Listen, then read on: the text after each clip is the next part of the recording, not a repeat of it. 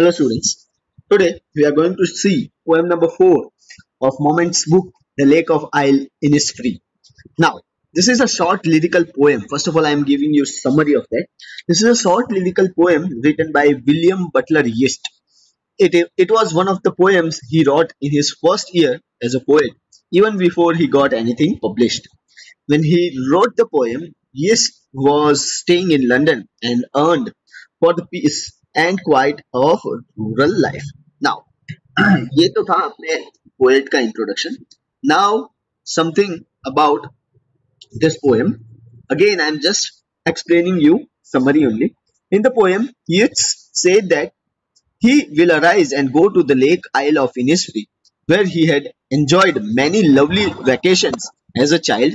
Once there he will build a cabin with clay and wattles. He will have 9 rows of beans and have a hive of honeybees. This will provide him nutrition. He will live peacefully here, and the only sounds he will hear will be the droning of the bees. Droning of the bees, that is the bee loud glade. The poet says that he will finally have some peace which comes very slowly. That is, it is very difficult to find peace. At Innisfree, where the nights are bright and the afternoons are brighter still and look like purple glow because of all the purple flowers on the island. Peace comes right from the sky to the earth. In the evening, all he will hear is linnets as they fly about and sing. Finally, in the last stanza, the poet reiterates his firm decision to rise up and go to Innisfree. He says he can hear the sound of lake deep down in his heart course as he stands on the roadway and pavement. These are the symbol of urban life.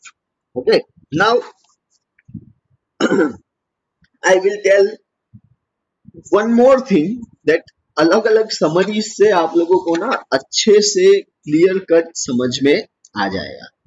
So William Butler Yeats has in his poem The Lake of Innisfree spoken about the need for peace and serenity in one's life. He wanted to build a small simple cottage in Innisfree, that is an island in Ireland. He wants to be in the lap of nature far away from the fast and hectic life of the city. Near the hut, he will have 9 bean rows and a honeybee hive. In his cottage, he will find peace in the form of music from the songs of the cricket. In the midnight, he will enjoy the glimmer of the stars and the moon will spread a purple glow. In the evening, he will view the linen birds flying. He will hear day and night the lake water lapping with low sounds on its banks. The surrounding sounds will find an echo in his heart. Now we will go step by step, that is stanza by stanza explanation of the poem Lake of Innisfree. So, very first stanza. I will arise and go now and go to Innisfree, and a small cabin built there of clay and wattles made. 9 bean rows will I have there, a hive for the honeybee, and live alone in a bee loud glade. Now, certain difficult words. So, arise, that means stand up. Cabin, that means room. Wattles means twisted sticks for making fence, walls. Then glade, glade means clearing, or you can also say it as open space. Where bee loud refers to the sound made by buzzing of the bees. Now, listen to the explanation of this first stanza. I here refers to the poet William Yeats. He says that he wants to go to Innisfree. Over there, he will build a small room for himself with clay and small sticks which are used to make the walls or fence of the cabin. As he will need some food to eat also, so he will grow 9 rows of beans near his room. Also, he will get the honey from honeybee hive. He says that the open space where he will build his room will be full of buzzing sound of bees, and over there he will live alone in peace and tranquility. Now, second passage, or you can say second stanza, not passage. And I shall have some peace there, for peace comes dropping slow, dropping from the vales of the morning to where the cricket sings. Their midnights all a glimmer, and a noon a purple glow, and evening full of linen's wing. Now, veils, a piece of fine material worn by women to protect or hide the face. Then cricket, an insect related to the grasshopper but with shorter legs. The male produces a characteristic musical chirping sound, and a linnet, a small brown bird, small brown and grey bird with short beak glimmer means something which is shining. Now, explanation.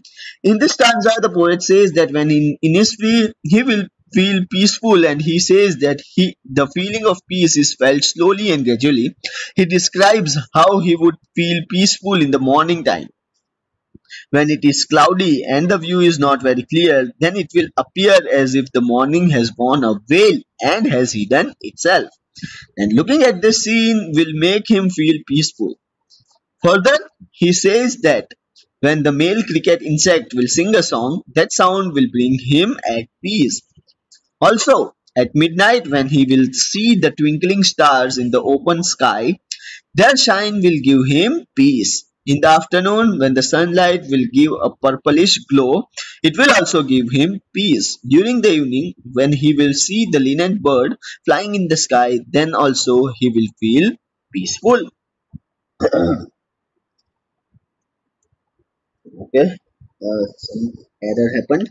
Then third stanza.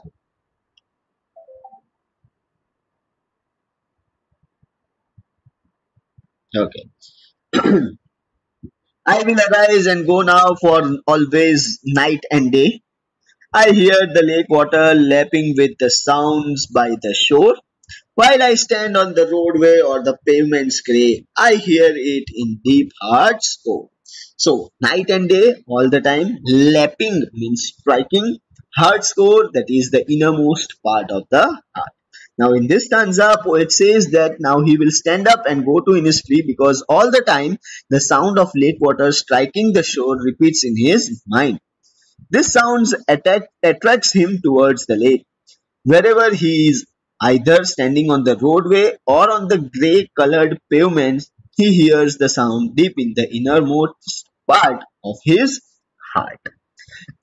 So that's the end of our poem. In short, he needs rest, he needs peace after so many working days. He needs entire peace, and he wants to roam and wants to go to Lake of Innisfree. Now, literary device, poetic device, or you can also say it as figure of speech. Okay, so starting with our first figures of speech from line to line. I will arise and go now and go to Innisfree. So that is your repetition because the word go is repeated. Then and a small cabin built there of clay and wattles made. That is anastrophe. This is jumbling of words. Poetic effect डालने के लिए इसका जो sentence formation है वो उल्टा सुल्टा किया है. 9 bean rows will I have there, a hive for the honeybee. And this is alliteration because the consonant sound H is repeated. Hive, have and hive. And leave alone in the bee loud glade. Onomatopoeia, be loud, suggests the sound made by the bees. And alliteration, the sound of consonant L is repeated in live and loud. Then next, and I shall have some peace there, for peace comes dropping slow. So that is your repetition. The word peace is repeated for the poetic effect. Then next line, dropping from the vales of the morning to where the cricket sings. It is your internal rhyme. Dropping and morning are internal rhyme, having same sentences for the rhyming words dropping and morning are used in the same sentences for poetic effect. And onomatopoeia, because the word sing suggests sound. Then next, their midnights all a glimmer and noon a purple glow. So that is your alliteration because glimmer and glow, the consonant sound G. And metonymy. Why metonymy? Because the word midnights all a glimmer represents the starry skies. And evenings full of linnet's wings. This is your metonymy again. Linnet's wings represents the flying of the linnet birds, and synecdoche because the part wing stands for the linnet bird. Again, I will arise and go now for always night and day. First of all, it is your antithesis because day and night are the opposite words used in a single line. And I hear the lake watering lap. Sorry, I hear the lake water lapping with low sounds by the shore. Then it is your onomatopoeia because lapping suggests sound. While I stand on the roadway or on pavement grave, I hear it in the deep heart score. This is tautology, that is, roadways and pavements have same meaning. Even I can say it is your synecdoche because heart stands for the body. So that's the end of our poem. Thank you very much.